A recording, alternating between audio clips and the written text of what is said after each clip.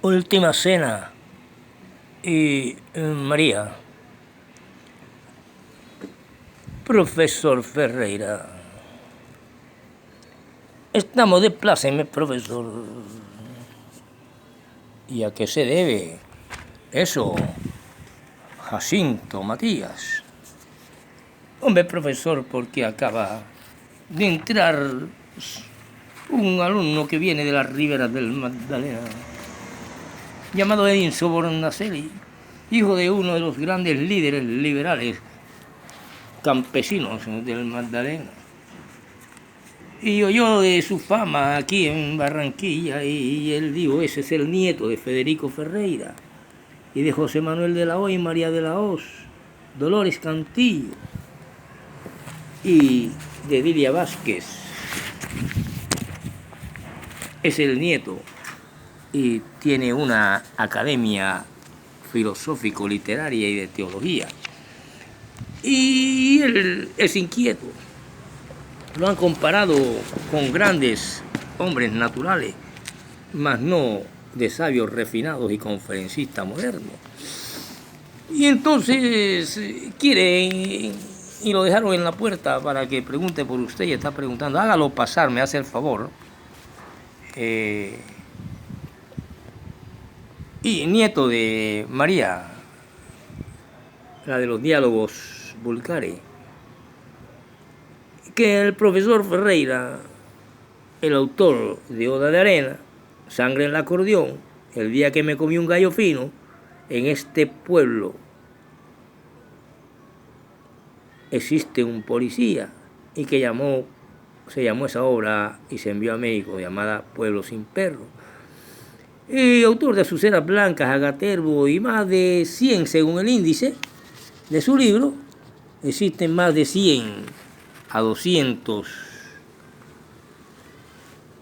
y solo se recogieron aquí unos 90 poemas que hicieron el libro. Otros se quedaron sin entrar, como El huérfano y la foto, y otros más como El monstruo de un ojo y La gata en celo, y 100, 40, 50 poemas más que pueda salir otro libro. Sin embargo, se hizo el libro Oda de Arena con unos cuantos versos donde se incluyen a Jesús socialista.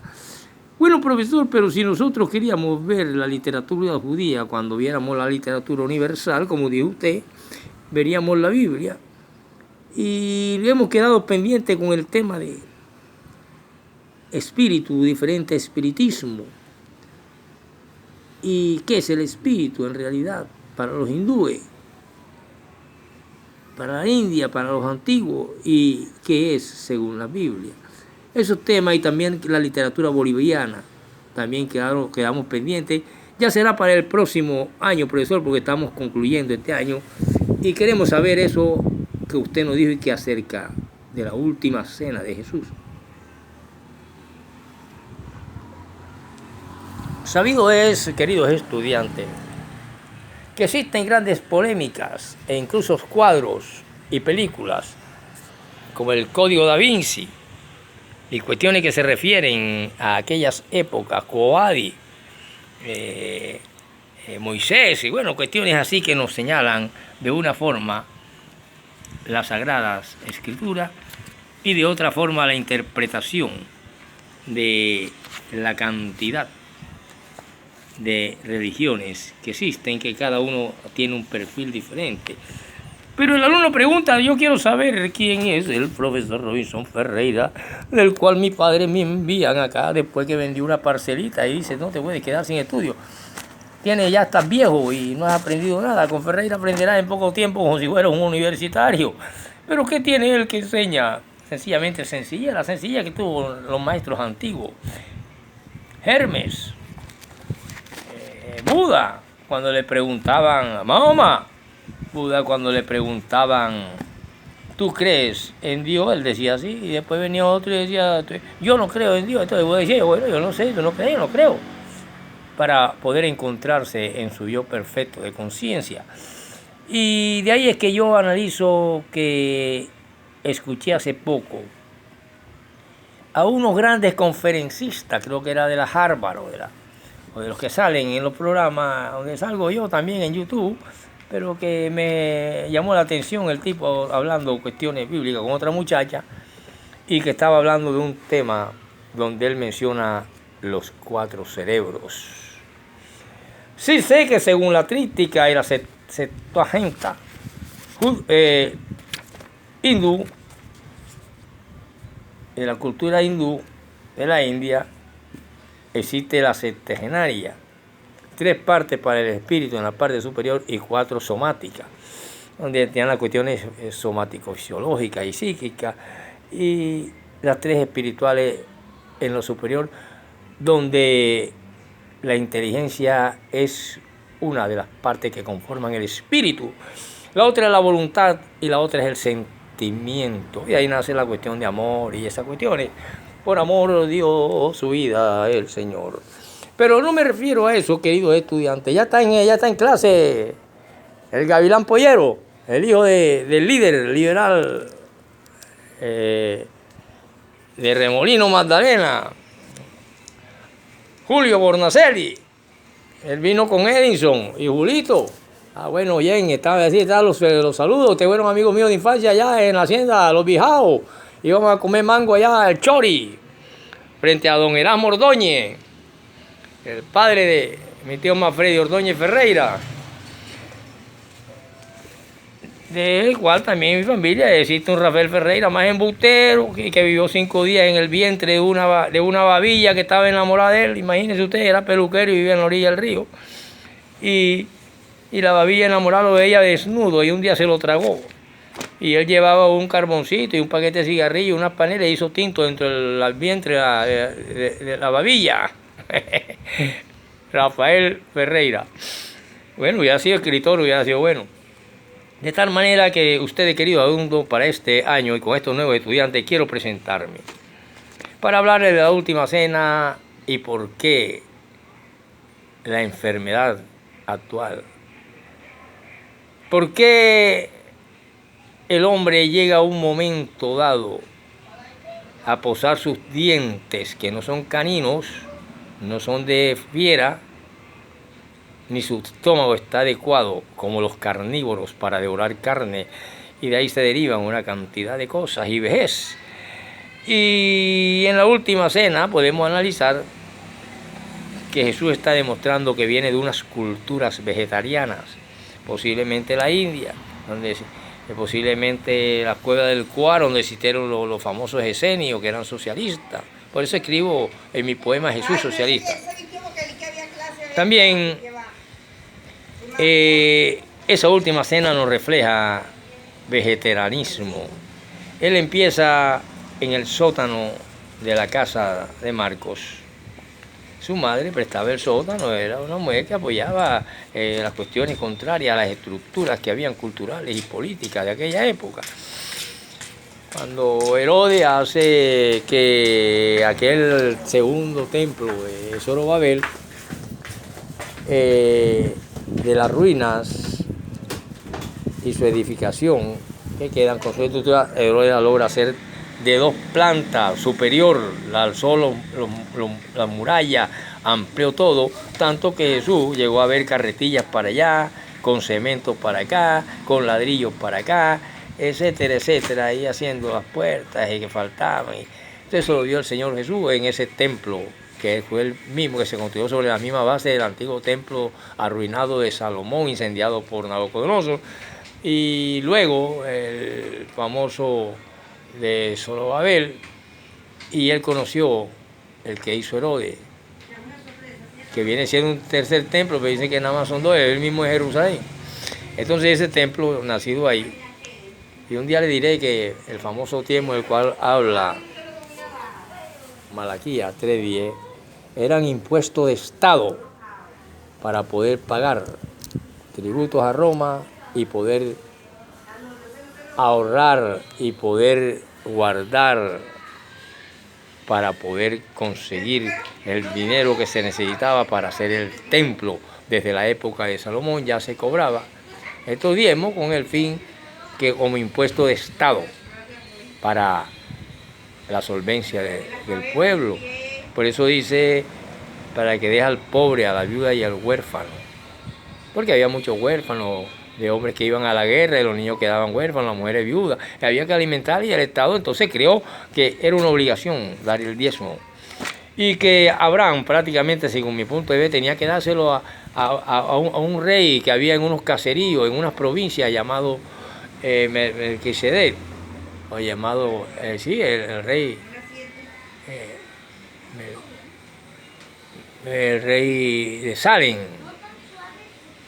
Y ese rey de Salem debía, si viene un hombre a pasar por la frontera de mi pueblucho, viene cargado de oro, de escudos de plata y de bronce y de oro revuelto con cobre, escudos valiosos y dinero y ganado y todo. Por supuesto que yo que tengo un caserucho y tengo que alimentar una cantidad de gente, para poder pasar por mi frontera tienes que dejar algo. Entonces él dejó el 10%, pero una cuestión estatal. La han convertido en una cuestión obligatoria religiosa. Fue religiosa para Israel para poder construir los templos que quedaban en ruina debido a la caída y cautiverios con los imperios. Entonces, era prácticamente el Estado, es un impuesto más. Hasta España lo trajo aquí, y aquí se pagaba impuestos bastante a los españoles. Y estos pagaban a la iglesia.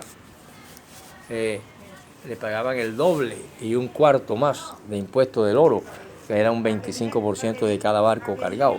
Entonces, queridos estudiantes, muy buenas tardes y comenzamos la última cena.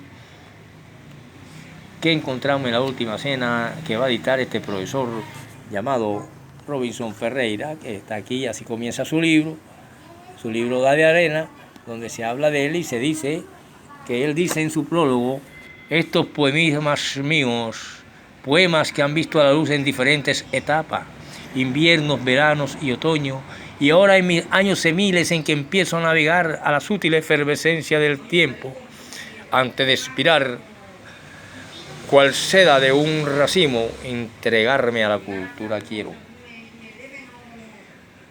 Escribo estos poemas míos nacidos de mi espontánea inspiración, movido por el principio del arte literario, hermoso goce de este humilde arte de poetizar. Escribir sin estar errado como güey, para o por ninguna ocupación o secta religiosa. Diversos temas llaman la atención de mi inclinación literaria, de modo que aquí os los entrego no sin antes clarificar mi objeto y satisfacción artística. Espero sepan comprender los diversos argumentos poemáticos y la libre estructura poética en prosa fluyente y versal. Robinson Enrique Ferreira de Lao, su profesor. Y algunos me dicen profeta. Pertenece a la primera regional escritores de la costa atlántica. Actúa al lado de Ramón Ilián Paca, abogado y gran escritor de la costa y de Colombia, quien ganó con la obra No hay canciones para Osiris Magué en la primera regional escritora de la costa atlántica, donde Julio Laciregui, quien era en ese entonces profesor de la Sorbona de París, quedó en el segundo lugar con Vestido de Bestia. Federico Santo Domingo, Mónica Gornoví, Robinson Ferreira, Teobaldo Guillén, Garcés, de los cuentos de colombianos, y una cantidad de escritores, Nora Carbonell, Galindo, etcétera, etcétera, se encontraban en el bloque 5 y todos luchando por algo. Ferreira escribe La Voz de Cartagena, la herencia de las conquistas y la colonia. Es graduado como mecanógrafo, así como hablamos la vez pasada, contabilista. Y también estuvo fuera de concurso cuando Aníbal Niño ganó con la obra Soro en Enca de Colombia, donde Gloria Valencia de Castaño le mandó una carta diciendo que era muy hermosa su escritura, cómo escribía, pero irrealista, pero que la obra era para niños y la de él era un poco muy avanzada. Por lo tanto, Ferreira es su profesor. Y con esta gente estuvo lidiando. Se dice, y creo yo, que cuando esos conferencistas dijeron y hablaron de que existe un cuarto cerebro, yo estoy seguro que son 3. Él coloca como un cuarto cerebro y la conferencista a la inteligencia. Pero la inteligencia no es un cerebro, es producto del cerebro altamente desarrollado, que es distinto. Y quizás esa inteligencia últimamente desarrollada crea un cerebro artificial. Hasta ahí sí podemos aceptar esto, queridos estudiantes, como el cuarto cerebro artificial que se ve en los aparatos tecnológicos hoy en día, que tienen memoria, tienen instinto, que es la parte del hombre como memoria o archivo, que es el inconsciente, el subconsciente y el consciente. Es los tres cerebros triuno, que están cubiertos y amparados por la corteza cerebral. Entonces, el instintivo, que es el del niño, el que se desarrolla más con la parte emotiva, de ahí en adelante hasta cierta edad, el emotivo, y el consciente, subconsciente e inconsciente, forman y se fueron formando tres cerebritos sentados sobre la columna, sobre la silla del caballo, donde termina la columna vertebral, donde se ramifica hacia abajo todo un sistema nervioso con los parasimpáticos y simpáticos, destructivos y constructivos, positivos y negativos. Entonces, sí, ahí existen tres cerebros. La inteligencia no es un cerebro ni un cuarto cerebro. Tal vez el cerebro artificial de las máquinas. Eso es otra cosa. Pero el hombre empieza a analizar que enferma, pero no sabe en qué momento tuvo la estupidez de colocar sus dientes sobre un animal muerto. Por lo tanto, hay una gran diferencia entre por qué sí deben comer carne los animales feroces y salvajes y clasificados como carnívoros, mientras el hombre no nació su estómago ni sus dientes para ser carnívoro, y sin embargo es lo que más le gusta, y de ahí provienen de la pudrición de estas carnes en el estómago, la pudrición en la sangre, en el sistema simpático y parasimpático y mental y cerebral, la pudrición de la carne y la vejez rápida y la muerte. Por eso en la última cena vemos realmente que hay de todo menos carne. Hay mara, una sopa hecha con hojas amargas para fortalecer el carácter y la templanza. Existe, esto lo digo para poder analizar protestantes y católicos, lo que creen uno y lo que no creen el otro. Yo les voy a explicar por qué Martín Lutero era un mediocre y crió a los evangélicos. En la parte que nos acontece vemos que ahí hay uvas, frutas, vegetales, puros vegetales. El hombre era más vegetariano que carnívoro, pues su estómago no está adecuado para la carnicería. Pues el hombre no puede en ningún momento decir que es carnívoro, por las siguientes razones: que los carnívoros tienen garras y su piel no tiene poros y transpira por la lengua, mientras que el hombre no tiene garras y los carnívoros sí. Entonces, si el hombre no tiene garras,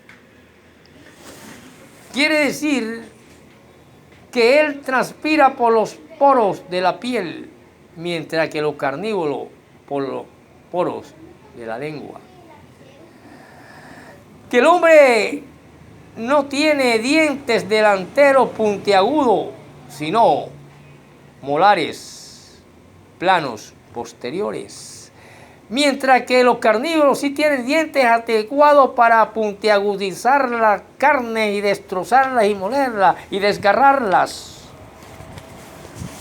Eso lo tiene el animal carnívoro. Que el hombre, el intestino es 12 veces más largo que su cuerpo, mientras que el intestino del carnívoro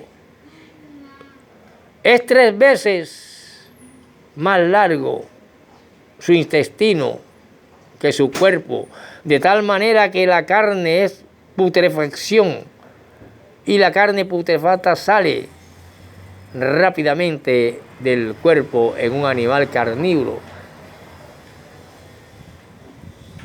Que el hombre, los ácidos estomacales son 20 veces menos activos que el ácido clorhídrico de los animales carnívoros.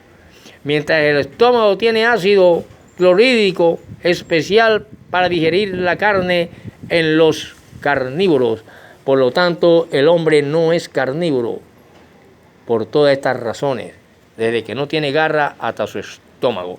Por eso en la última cena, Jesús, que viene de una cultura, cuando él se pierde de los 12 años, él estuvo en Egipto, estuvo en el Alto Tíbet, estuvo con los Vedas y creció también en conocimiento en Galilea. Pero de ahí desaparece y se convierte en un gran maestro budista, yoguista, y lo supera.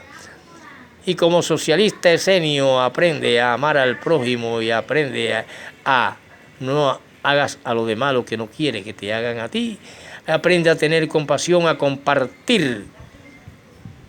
Y de la cultura hindú, Vedas y Ramayana y budismo desprendido del brahmanismo, aprende a desprenderse hasta de su propia vida por tratar de salvar a los demás. Y eso fue lo que sucedió en la última cena, en el sótano de la casa del niño Marcos y de su madre María, quien prestaba a estos rebeldes hombres del Estado teocrático de Israel y que estaban en contra de él, para que se escondieran e hicieran misteriosamente sus charlas y diálogos y reuniones dentro del sótano de su casa, que ella era un poco pudiente. Aún no existe ninguna secta religiosa, solamente la de Juan el Bautista. Y en ese sótano se celebró la gastronomía hindú. Vegetarianismo, ahí no había ni una presita de carne. Pídame la carne, cachaco, como dice el pastorcito, que me gusta la carne, pastorcito. Entonces, queridos hermanos, yo esta cuestión, que ya hoy sí nos tocaba una pequeña clase de religión o teología, quería enseñarles esto para poder entender esa guerra que dejó millones de muertos y ha dejado miles de muertos entre protestantes y católicos. Algunos protestantes, estoy seguro, que dicen que no necesitan de la Virgen María para salvarse. Pero otros responden, conocedores de la teología y de las leyes cristianas, responden que Jesucristo sí necesitó de la Virgen María para nacer y que ella vale mucho más que cualquiera de quien la niega en la vida de Jesús como algo valioso. Jesús necesitó de María Santísima para que lo formara en su vientre, lo trajera al mundo, lo alimentara con sus pechos, lo cuidara en sus primeros años y lo enseñara y educara como toda madre a su hijo. Jesucristo sí necesitó de la Virgen María y nosotros orgullosos vamos a decir que no necesitamos de ella. En esto se diferencia en algo a los protestantes, porque todos ellos afirman que la persona se justifica únicamente por la fe. Pero nosotros sabemos que en la historia de esta afirmación se encuentra en el fundador del protestantismo, Martín Lutero, quien una vez un papa le puso la rosa de Jerusalén como buen hombre religioso que era del catolicismo. Ya sabemos que él se hizo sacerdote sin tener vocación para ello, solo porque tenía temor de quedar mal con Dios si no le cumplía el juramento que le había hecho en un momento de gran susto al sentir que la caía, o que la caída de un rayo, o que le cayó un rayo a un compañero de viaje. Pero al llegar el sacerdote Lutero, se halló con el problema de tener que guardar castidad sin tener fuerza para ello. Las tentaciones de su carne le dominaban, como lo dice en su carta, y sentía miedo de condenarse por ello. Mas al leer la Biblia se encuentra con el siguiente pasaje de San Pablo: el hombre no es justificado por las obras de la ley, sino por la fe en Jesucristo. Dice en el libro de Gálatas 2:16, y ahí en ese momento este protestante creyó, o sea Lutero, encontrar la solución de sus problemas lascivos y lujuriosos. No había en él religiosidad, no había en él nada que pudiera decir que era un escogido de Dios para crear una religión. Y debido a este problema se dijo: ya está resuelto mi problema. El cumplimiento de la ley de Dios no me salva. Lo que me salva es la fe en Jesucristo. Así que no importa los pecados que cometa, con tal de que tenga fe. Si creo que Jesús es mi Salvador, yo creo en Jesús, ya soy salvo, aunque haya metido puñalada por todos lados, robado cartera, robarme el diezmo, robarme la ofrenda. Mis pecados no se quitan, pero quedan cubiertos con la sangre del Cordero inmolado. De ahí, queridos estudiantes, que en esta pequeña clase de religión, o de teología, como yo le llamo, quería decirle que sí fue importante la vida de María en Jesucristo, más que la de cualquier fundador de religión. Por lo tanto, aún no existía cristianismo cuando se celebra en el sótano de la casa de la mamá de Marcos, que era un niño, la última cena, y en esa cena no había un pedacito de carne, como nos gusta a nosotros los pastorcitos la carne, y resulta que de ahí viene la vejez, la pudrición de la sangre y la pudrición rápida del cuerpo. Como ya les expliqué, el hombre no está hecho para comer carne. Su estómago, sus intestinos, sus dientes son vegetarianos. Continuaremos, queridos estudiantes, para darle fin a la literatura boliviana, pero hoy quería darle la última cena, su significado.